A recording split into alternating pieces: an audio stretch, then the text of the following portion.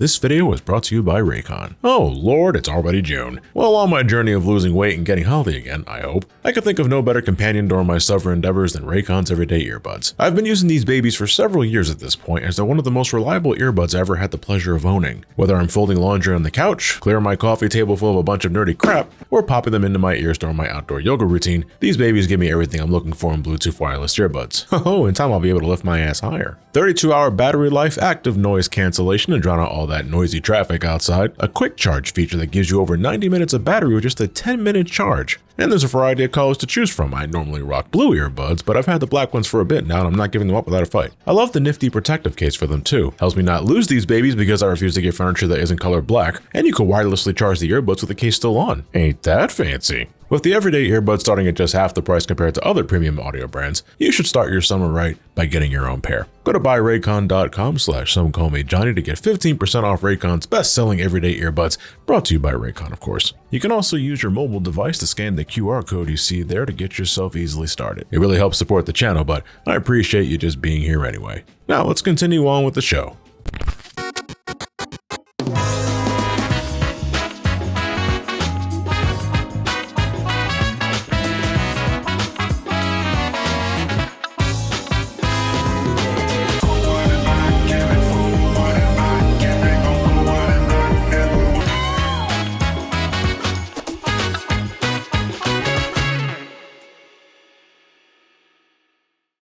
Alright, let's keep this ball rolling. Next up is Castlevania Harmony of Dissonance, the second of the GBA titles, and one that would see Koji Igarashi return as producer.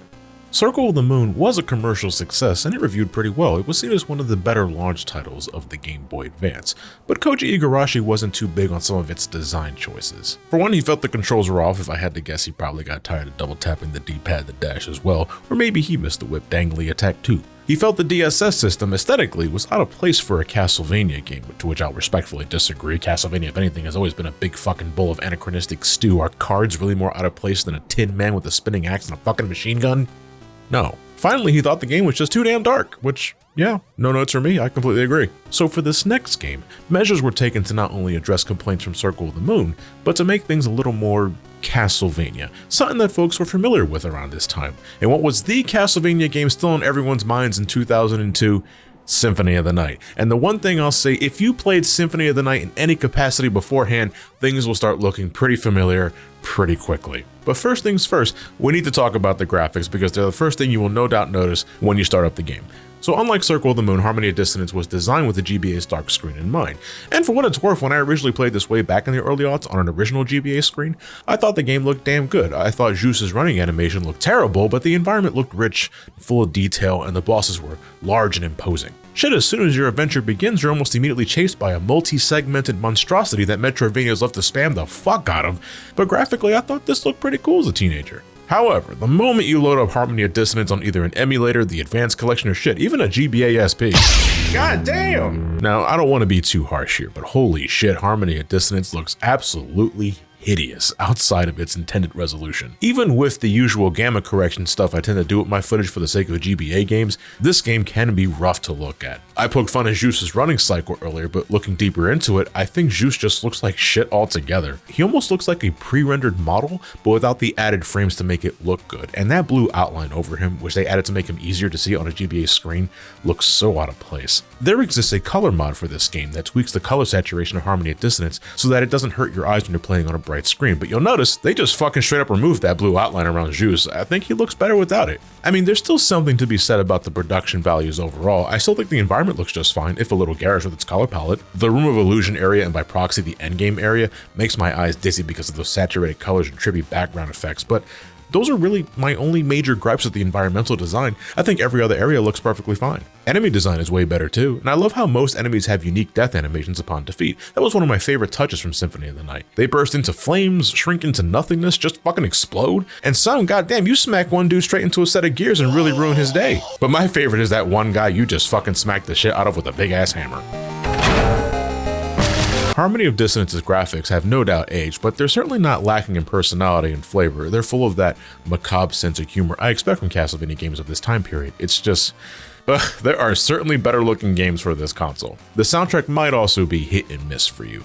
According to an interview with Koji Igarashi years ago, because the sound team were so focused on the graphical fidelity of this game, the same attention could not be given to the soundtrack. It's obvious as soon as you enter the file select theme.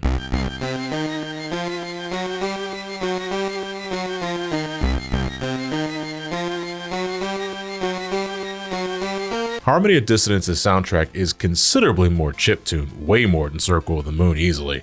It doesn't sound too out of place from the Famicom days if you ask me, and to some this was a major sticking point because come on, this is the Game Boy Advance. Why the fuck was the music sounding like it belonged on the NES? That's so old news. But honestly, I don't think the soundtrack is that bad sounding. I think a good chunk of the compositions are forgettable, sure, but that isn't because of the sound quality. I just think that part of the soundtrack fails to really hit the same emotional and action-packed beats previous games excelled in doing so. But credit where credit is due, this soundtrack does have some excellent pieces. I absolutely love Juice's theme, Success for Fate. You know, similar to Nathan's theme, like as before, it does what a good character theme should do, get you pumped for your next Castlevania journey.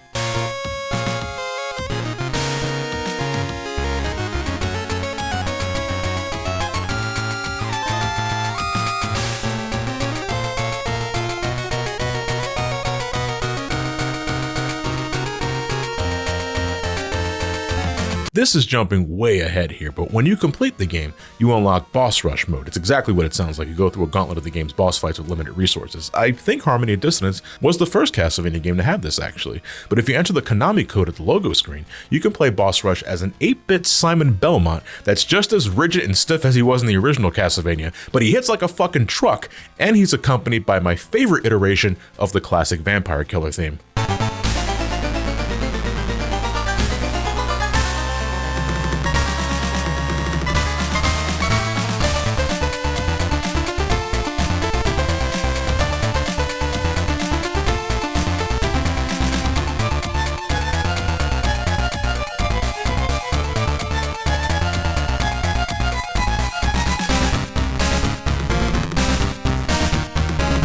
It's so fucking good, man. I love this version of Vampire Killer, and it's just a simple mashup of the original song and Clockwork from Castlevania 3, but it works so well within Harmony of Dissonance's sound limitations that I never tire of listening to it. I hope you guys can enjoy it as much as I do. I should probably start talking about the rest of the game though, shouldn't I?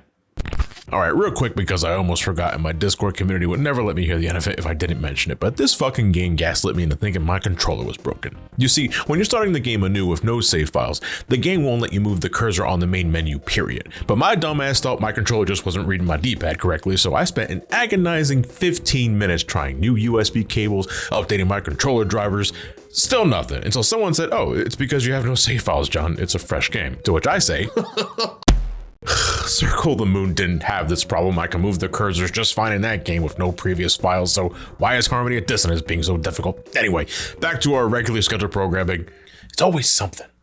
Harmony of Dissonance follows the journey of Juste Belmont. Now, it's J-U-S-T-E. I think you're phonetically supposed to pronounce it as Juste, but Juste is French, so I pronounce the J like you would the J in Jacques, hence Juste. Am I right? I hope I'm right. Anyway, he's the grandson of Simon Belmont, as this game takes place about 50 years after the events of Simon's quest. You remember the game where Simon gets cursed so he rebuilds Dracula just to beat the shit out of him again? That game is a trip, and not very good.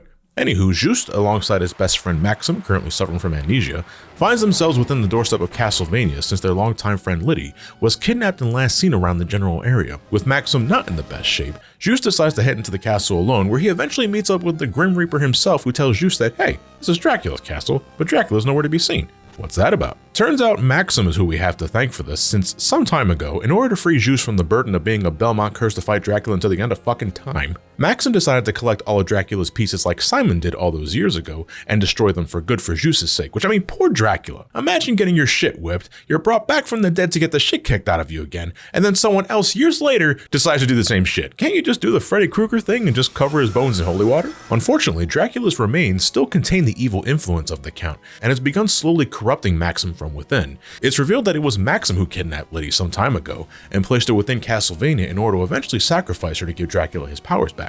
But Maxim developing amnesia put a snag on that, giving him opportunity to seek out Juste for help. However, throughout the game, Maxim slowly starts regaining his lost memories, and the more he remembers, the more he not only realizes, shit, I fucked up. but it also gives the dark influence of Dracula growing within Maxim opportunity to hijack his body once more and cause problems for Zeus. But in the end, Zeus beats the evil out of his good friend, saves Liddy as well, and Castlevania, all two of them, goes under once more. This story is nothing new. We've seen the friend under an evil influence story before. Shit, I'm not just talking about Symphony of the Night, but Circle of the Moon played a lot of similar beats as well. In some ways, I found this game's story just the retread of Circle of the Moon's plot.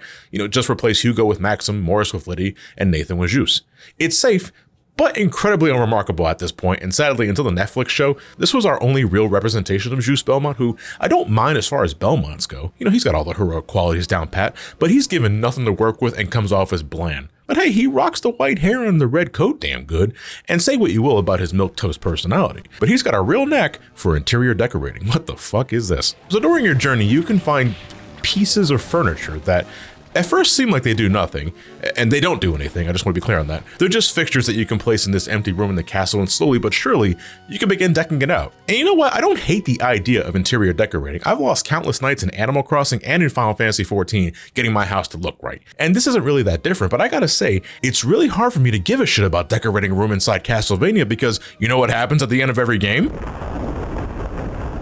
It all goes to shit. It's so bizarre to me that Zeus even humors the idea of decorating a room in a castle belonging to his arch nemesis. Like, why? Why does he do this, as a flex? Well, if anything, it is a unique aspect of Zeus, and it doesn't stop there, thankfully. Like all good Belmonts, Zeus has great control and he has access to all the classic sub-weapons, except the stopwatch. That's nowhere to be found in this game, strangely enough. He rocks the vampire killer as proficiently as his ancestors before him, and yeah, the whip dangly thingy is back in full force. I know I'm easy to please, but I'll never find the concept of hitting enemies with a limp dick not funny. What immediately sets Zeus apart from the others though is his dash. Like just by default, it's not even an upgrade or anything. Zeus can dash forward or backwards with just a push of a button. It's great for evading attacks from big dudes and helps you cover ground faster than your default run. In fact, I have no doubt in my mind that this will be your main method of moving because it's just so much faster than running. And yeah, you gotta dash the button a whole lot if you want to do that, and it can get a little tiring, but I only found this cumbersome towards the end of the game when I'm deliberately avoiding enemies just for the sake of getting a move on.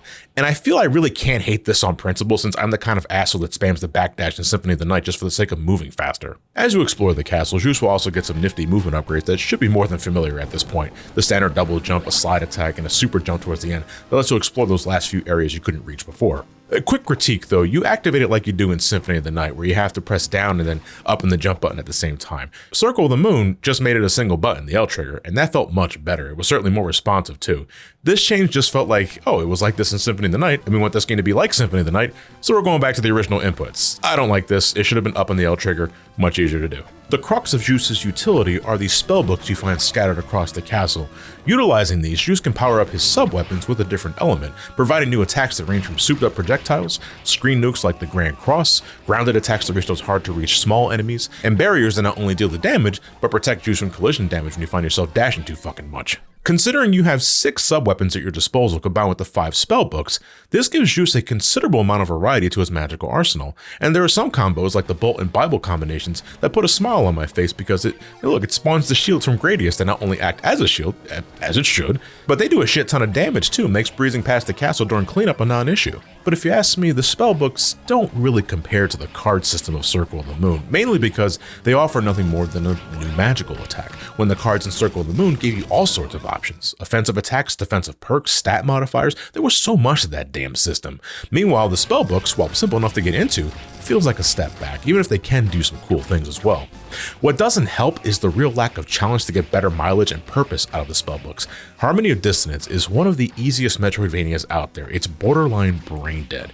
Shit starts falling apart even before you get your first spellbook. Just the sub-weapons alone, the cross especially, are enough to nuke things out of orbit. All you need is hearts for ammo, and those are everywhere. And unlike Nathan, Zeus can actually find new equipment just by exploring the castle, and there's even a shop you can visit on the occasion that offers healing items, mana restores, and new threads that gives Zeus better stats. That said, this game's shop is fucking weird. The shopkeep will only spawn in select rooms and only when an arbitrary condition is met, like your level ending with a specific number, or your heart count being a multiple of a certain number, or having an item that requires grinding this asshole for God knows how long. Fuck me, dude, I thought I was done with the Circle of the Moon shit. Ugh. To the game's credit, this was the only time I ever really needed to grind something. The only other time I could think of was when I wanted some mad cash and kept entering rooms that always had the big bags of money inside some candles. You'll be swimming in money in no time because of shit like that. And in this game, you can buy more than 9 of a specific item. Like, you can stock up on like 30 potions or high potions to use when you want, and they're not expensive at all. So congratulations, Juice is basically unkillable in a game that already isn't asking for much. Enemies barely put up a fight. Some of them may be large, but they have super predictable attack patterns which you can easily avoid thanks to your default dash. The biggest threat more often than not is Juice just getting wombo combo because of his lack of invincibility frames upon getting hit. Like, it's worse than Richter, I swear to Christ. You will eat all this shit if you just carelessly run into one of these guys, so practice safe dashing when you can, kids. But other than that, nothing here will make Juice run for his money, not even the bosses, who are among some of the easiest bosses in the franchise's history. It's pretty pathetic, actually. Graphically impressive for sure, but about as complicated as a one-piece jigsaw puzzle. I mean, take this guy, the Max Slimer. This dude is like the 7th or 8th boss you fight. You are likely a couple of hours into your game when you get to this dude, but he's as harmless as the fucking slime dude in Yoshi's Island. I don't know, maybe like the soundtrack issues, too much time was put on how impressive these guys looked, and not enough time was placed on balancing them, because whoo boy, these guys are fucking lame. And sadly, the issues don't stop there, because oh my god, Harmony of Dissonance's castle design is some of the worst in the Metroidvania lineup. Like, I think it's better than Circle the Moon by virtue of them shrinking down the rooms and taking it easy with the copy and paste architecture within the same rooms. I want to stress that part. But the two biggest culprits are, one, the game's map borrows a lot from Symphony of the Night, down to the center of the castle being one-to-one the same place as it was in that game. But I want to stress, this game's castle is not exactly like Symphony of the Night. You know, this game does have its own unique spins on familiar areas. It's hard to ignore how similar they can be if you have played Symphony of the Night beforehand. But if that wasn't enough, this game also has 2 castles to explore. But unlike Symphony of the Night, which at least turned that godforsaken place upside down, pain in the ass as it was to travel in that awkward as hell level design, this game just makes you go through the castle twice with near identical room layouts and obstacles. The only difference is, in my eyes, being minor at best. There's some different enemies here and there, and some changes to the color palette. A couple of rooms, change how you progress through it, but the two are largely the same. It can be really fucking monotonous traveling through this game, and what sucks even more is that there's some areas that are only accessible by fucking around with something in the alternate castle, like in Metroid Prime 2 with Dark Aether. But instead of intricate puzzles and the like, it's simple shit like breaking down a wall or flipping a switch. Alright, now get your ass all the way back to this exact area in the other castle. It's so exhausting. The backtracking in this game can be insane. So some quick advice for you, and shout out to Jupiter Climb, he's a speedrunner of this game, and I learned about this thanks to watching his videos. This game has save rooms, right, as you probably expect, but it also has a quick save feature. And what this does is save Juice's state, as in current health, mana, items collected, map progression, all that jazz. If you find yourself far away from a save point, using the quick save and then resetting the game will not only send you back to your last save room, but all the progression you made before you made the quick save is still intact. So with a little foresight and planning, you can cut down a shit ton of backtracking this way. Otherwise, you gotta manually haul your ass across these repetitive rooms and hallways. And make no mistake, this game also has warp rooms to jump across different points of the castle. But there's only so many of these, and you can't pick which room you'll jump to. You'll have to cycle through them, like in Symphony of the Night. God, I love you, Symphony of the Night, but your mere existence really hampered the potential of this game. Harmony of Dissonance can be a real bore. The existence of that second castle was just not needed, and it really bogs the game's pace down. There were a handful of times where I legitimately couldn't tell what castle I was in at a glance because of the differences being so minuscule to me. I had to pause the game and check the map to make sure I wasn't hallucinating shit. The game is more than playable. It is a well-crafted game, and maybe it being so easy and brain dead means newcomers have an entry point to consider, if they never played a Metroidvania at all. I genuinely think Juice's spellbooks are a cool thing to have fun with, see what does what.